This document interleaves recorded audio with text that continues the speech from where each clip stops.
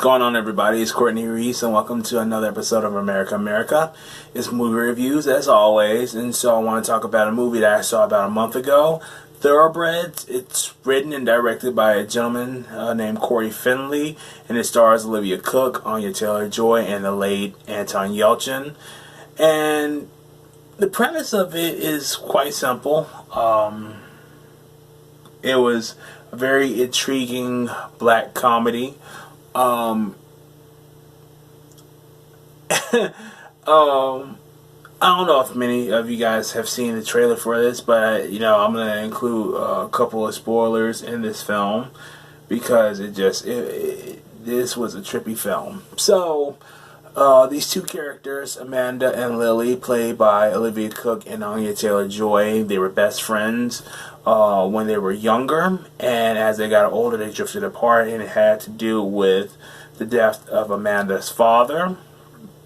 And so they meet up once again under the pretext of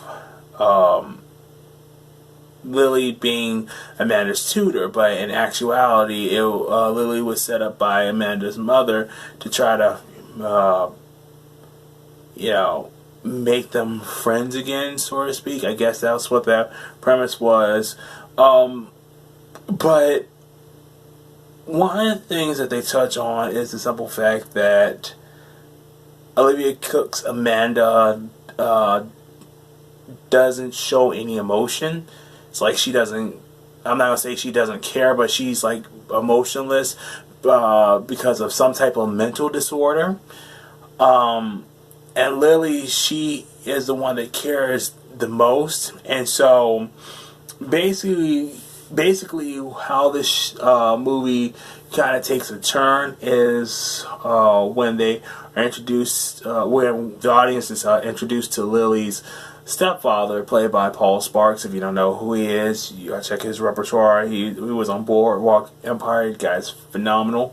He was also on House of Cards, which everybody knows about the show now. But anyways, he was a very interesting character, the stereotypical asshole stepfather who doesn't have any care in the world. It shows that Lily does have some type of repertoire with her mother, played by Francie Swift. My apologies. So, I'm going to tell you some elements of the film that I enjoy. I enjoy both Olivia Cooke and Anya Taylor-Joy's performance in the film. Olivia does this wonderful job of, trying to show empathy, but also, showcasing, the whole mental disorder aspect as well. And Anya Taylor-Joy, you can tell that her character does care right in the middle of it, because she's just caring. She cares more about her future, but she also cares about the friendship that she's trying to get with Olivia Cooke's Amanda's character. And the film does delve into, what happens when you try to hire people to do your dirty work. And of course we get that in Tim, played by the wonderful Anton Yelchin, who this was his last film before his passing 2 years ago. And it showcases that he is ambitious, but he is, kind of out there and not really thinking about, consequences of his actions. And it was always entertaining to see Anton on screen. Even where the scene where he argues with the girls and they're fighting over his gun, and Olivia Cooke's character just smashes a lamp over his head, and they try to attempt to wrap his head up, which you see that in the trailer, but I just thought that was a very funny scene.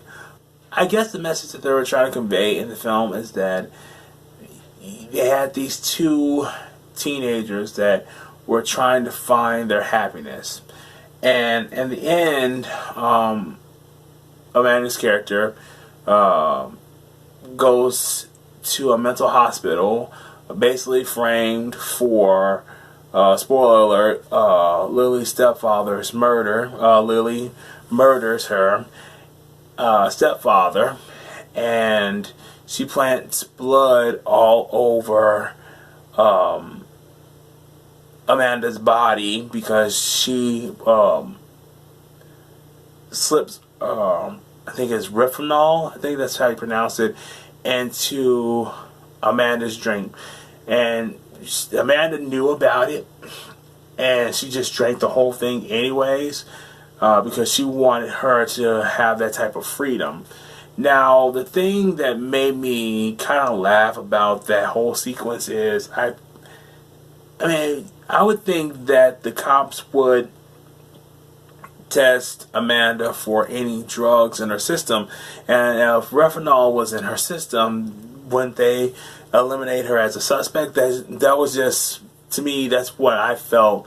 I was like, okay, it seems like the cops weren't doing enough good job about this, because I mean, even a seasoned detective will know, well, you know, something's got to give. Like, how in the world would she been able to do all this if she was, you know, had that in her type of system? That just didn't make any sense to me.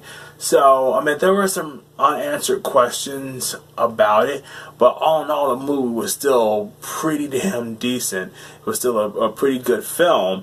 That just was one of the things that kind of bothered me. But I loved the performances. I thought Olivia, Anya, obviously Anton did a fantastic job. Paul Sparks, of course, did an amazing job of just playing this jerk off, this just despicable asshole. I would love to see him do more stuff. I can't wait to see what's going to happen in the final season of House of Cards. I hope he will be back for that season. But all in all, I thought that the movie was interesting. If there's anybody that wants to check out the film, I highly recommend that you do so. So, yeah. So, post your comments below if you liked this video. Hit the like button. If you're new to my channel, hit the subscribe button.